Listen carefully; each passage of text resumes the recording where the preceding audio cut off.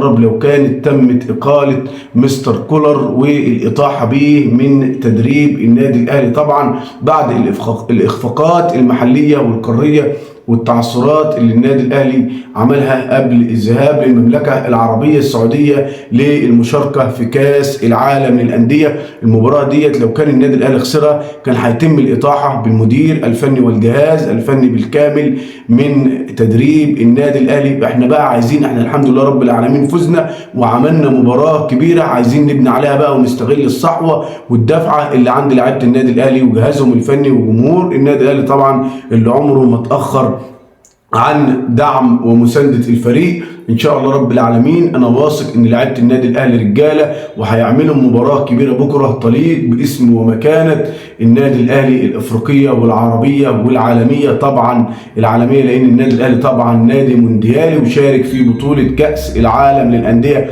9 مرات. نتمنى ان شاء الله رب العالمين التوفيق يكون حليف النادي الاهلي بكره ويعمل مباراه كبيره. النادي الاهلي كان خاض امام الفرق البرازيليه قبل كده 5 مواجهات، ومواجهه بكره هتكون هي المواجهه السادسه. طبعا النادي ده نادي كبير في البرازيل ونادي عنيد جدا وهيبقى منافس شرس للنادي الاهلي. كل ما اخشاه هو ان اللعيبه تلعب بغرور او بثقه زايده ويقللهم او ما يحترموش الفريق البرازيلي. المباراه مش هتبقى سهله جدا. واحد يجي يقول لي بقى ايه يا عم حمدي، ده احنا فزنا على الاتحاد جده السعودي اللي فيه بنزيما وفيه كانتي وفيه رومارينيو وفيه احمد حجازي وعنده نجوم بالملايين، مش هنقدر نفوز على النادي البرازيلي. النادي البرازيلي على فكره فيه لعيبه كبار جدا ولعيبه عندهم سرعات رهيبه وفريق مميز جدا، ويكفي ان هو بطل قاري. انت كنت بتلاعب اتحاد جده السعودي عشان هو طبعا من البلد المنظم او حاصل على بطوله الدوري السعودي،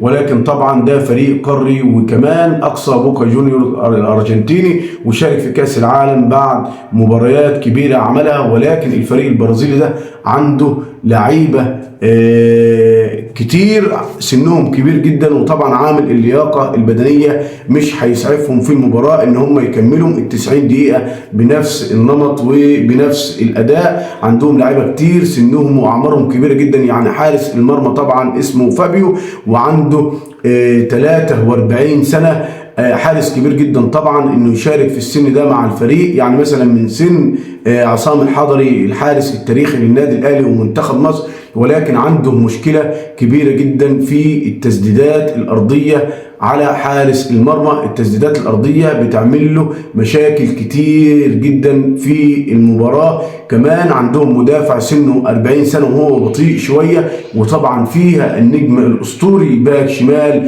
ريال مدريد السابق واسمه طبعا لاعب كبير، ولكن ان شاء الله رب العالمين بيرسيتاو يقدم مباراه كبيره زي المباراه اللي عملها امام اتحاد جده السعودي، وكان عنده انطلاقات هجوميه كتيره، وكان كمان بيرجع وبيساند وبيعمل المسانده الدفاعيه مع محمد هاني. ولكن عندهم 2 لعيبه خط وسط اقوياء جدا جدا جدا جدا، لعيبه مميزين جدا وعندهم سرعات رهيبه، هم اندريه وده لاعب عنده امكانيات عاليه جدا، ومارتينيلي طبعا سنهم صغير جدا تقريبا كده سنهم 22 سنه وبيلعبوا مركز 8، بيتمتعوا طبعا بالسرعه والحيويه والنشاط وعندهم مهاره كبيره جدا. يعني اندريه ده قيمته التسويقيه 32 مليون يورو، تخيلوا لاعب خط وسط في الفريق البرازيلي قيمته التسويقيه 32 مليون يورو. ولكن المفاجاه الكبيره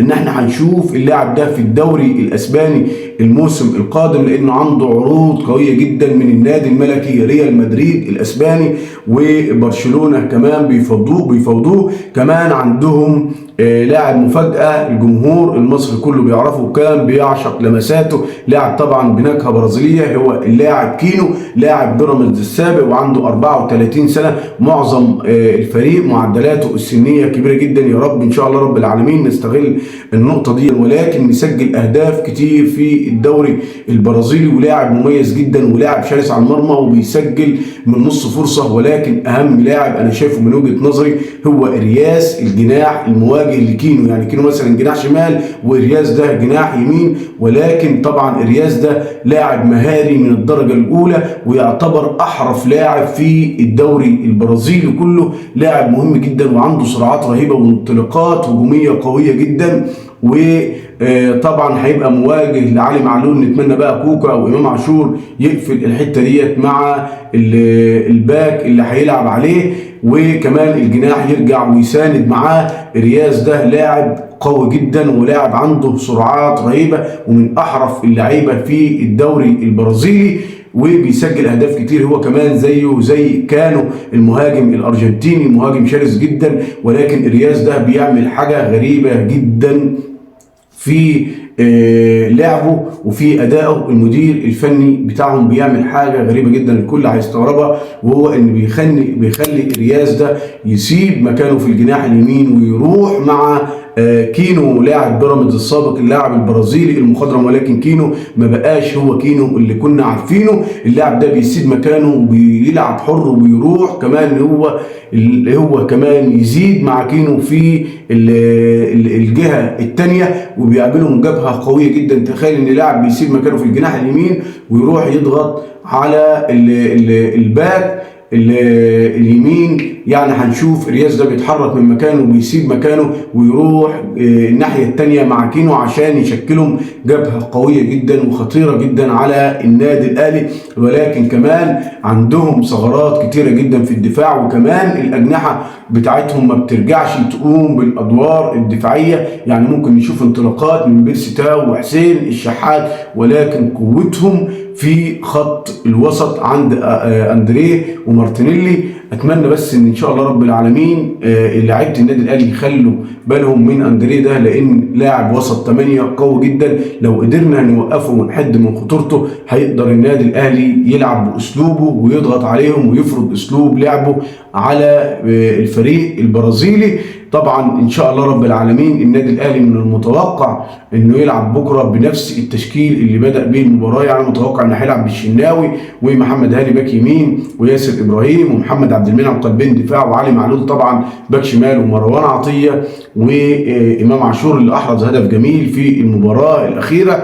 وكمان ممكن بقى نشوف اليو ديانج مكان احمد كوكا. يعني حتى لو احمد كوكا شارك مش هيحصل اي حاجه ايا كان بقى ديانج او كوكا. ان شاء الله رب العالمين النادي الاهلي يفوز بالمباراه. وطبعا ما فيش خلاف على بيرسي تاو جناح يمين وحسين الشحات جناح شمال، ولكن كل اللي بطلبه من بيرسي تاو وحسين الشحات ان هم يرجعوا ويعملوا مسانده دفاعيه مع الباكين اللي موجودين في النادي الاهلي محمد هاني وعلي معلول. وطبعا كهربا هيبدا المباراه. الحمد لله رب العالمين كهربا سليم، وتواصلت مع بعثه النادي الاهلي النهارده وكله اكد ان كهربا سليم وبيرسي تاو كمان سليم. اللعيبه كلها جاهزه والنادي الاهلي بالقوه الضربه امام فلومونسي البرازيلي.